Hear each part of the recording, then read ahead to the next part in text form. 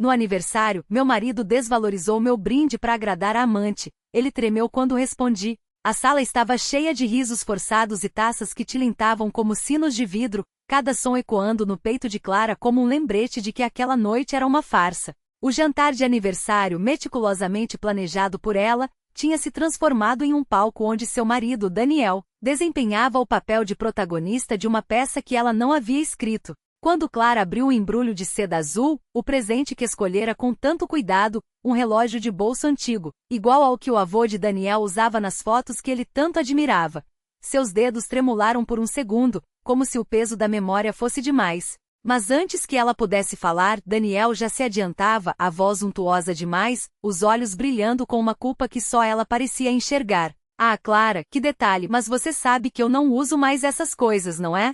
Fica tão antiquado.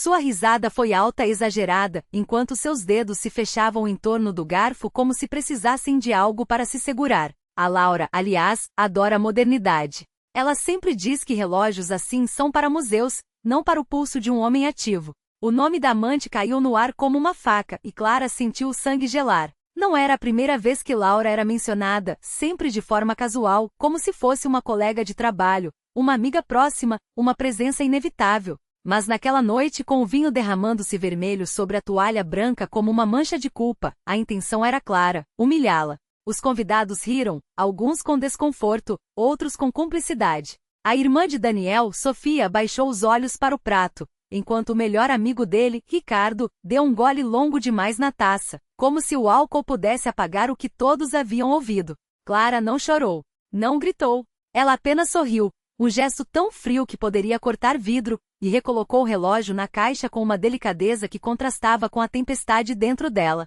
Que bom que a Laura tem opinião sobre tudo, Daniel. Até sobre o que você deve ou não usar. Sua voz era suave, quase um sussurro, mas cada palavra era uma agulha.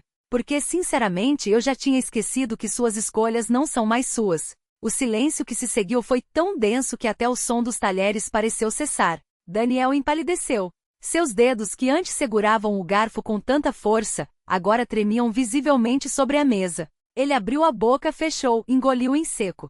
Não havia desculpa que pudesse consertar aquilo. Não naquela noite. Não depois de tudo. Clara se levantou, o vestido verde esmeralda, aquele que ele dissera que a fazia parecer uma deusa, escorregando pelos seus movimentos como água. Sem pressa, sem drama, ela pegou a bolsa e o casaco, passando pelos convidados que agora evitavam seu olhar. Desculpem-me, mas acho que vou sair antes que a sobremesa chegue. Não quero estragar o apetite de ninguém com a minha presença. E então, sem olhar para trás, ela saiu. Do lado de fora, o ar frio da noite acalmou a queimação em seus olhos. Clara respirou fundo, sentindo o peso da aliança no dedo como se fosse uma corrente. Tirou-a com um movimento rápido, guardando-a no bolso como se fosse apenas mais um objeto sem valor. No táxi, enquanto as luzes da cidade passavam em borrões dourados, ela pegou o celular. Não para ligar para ele. Não para xingar, não para chorar. Mas para abrir o aplicativo do banco, transferindo metade do dinheiro da conta conjunta para uma nova, só sua.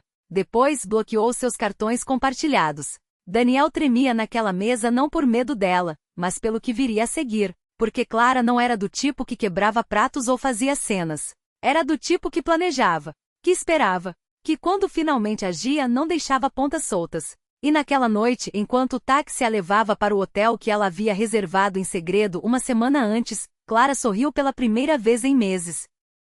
Amanhã, ele entenderia o que significava ter subestimado a mulher errada. Amanhã chegou com um sol pálido, filtrado pelas cortinas grossas do quarto de hotel. Clara acordou antes do despertador, o corpo ainda leve pela primeira noite de sono ininterrupto em meses.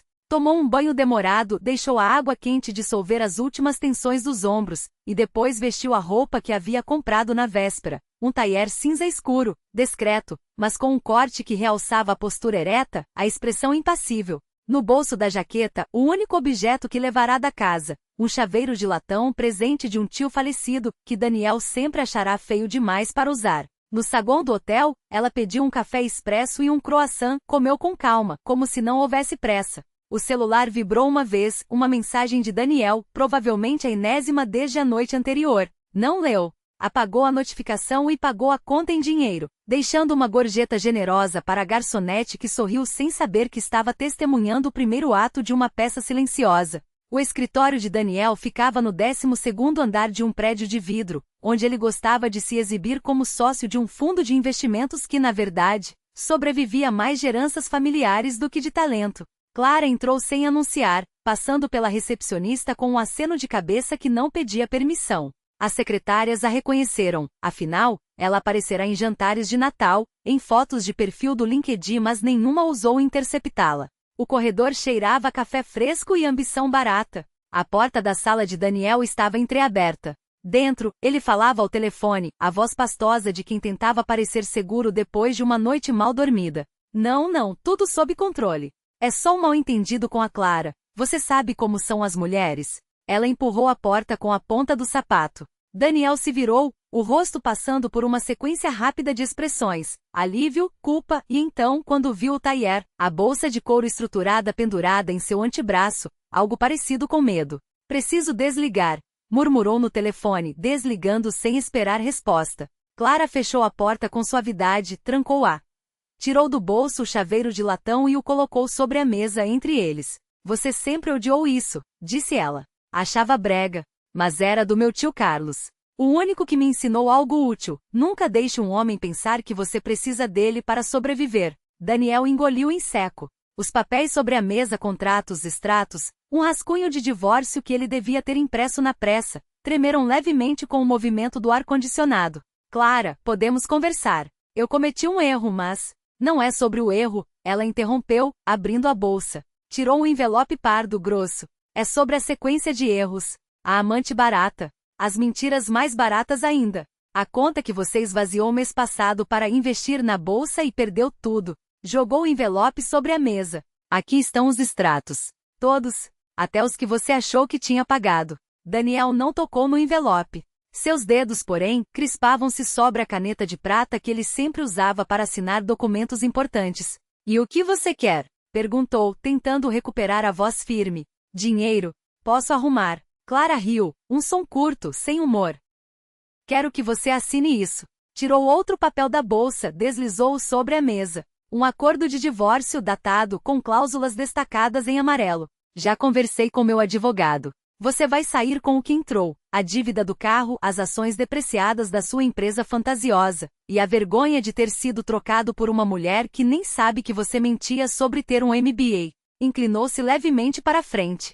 E vai assinar agora porque daqui a 1 hora, os sócios desse fundo vão receber cópias dos extratos que mostram como você desviou dinheiro de clientes para tapar seus próprios buracos, inclusive o do Sr. Moreira, aquele que tem amigos na Polícia Federal. O silêncio que se seguiu foi quebrado apenas pelo zumbido do ar-condicionado. Daniel olhou para a caneta, para o papel, para Clara. Seu rosto estava branco.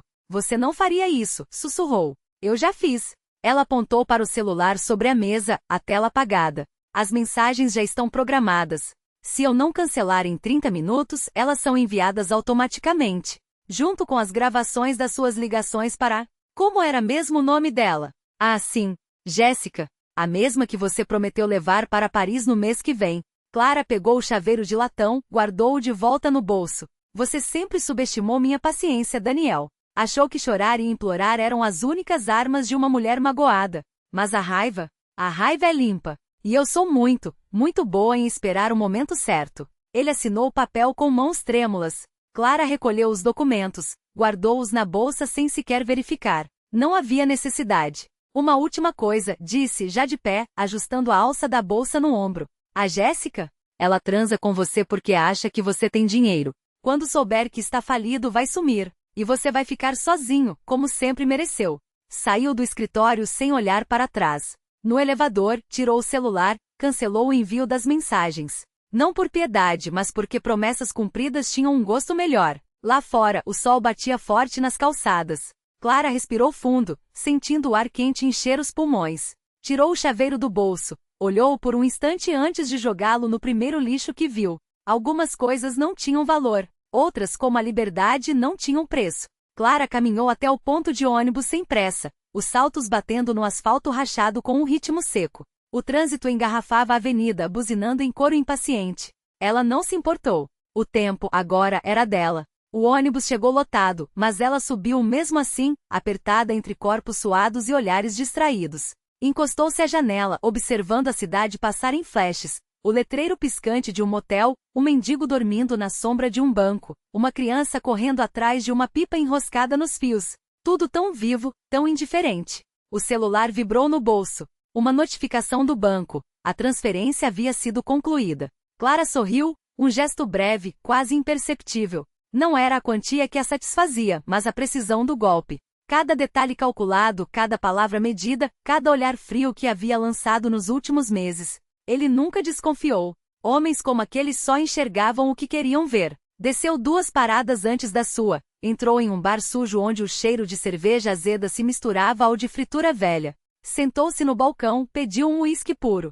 O copo sujo não a incomodou. Bebeu lento, observou o próprio reflexo na superfície escura do líquido, cílios baixos, lábios entreabertos, a sombra de uma mulher que já não existia. Você tá com cara de quem precisa de companhia, disse uma voz rouca ao seu lado. Clara virou-se lentamente. Um homem de camisa desabotoada, bigode mal cuidado, olhares demorados demais. Ela o estudou por um instante, como quem avalia um objeto em uma vitrine. Companhia custa caro, respondeu, girando o copo entre os dedos. Ele riu, mostrando dentes amarelados.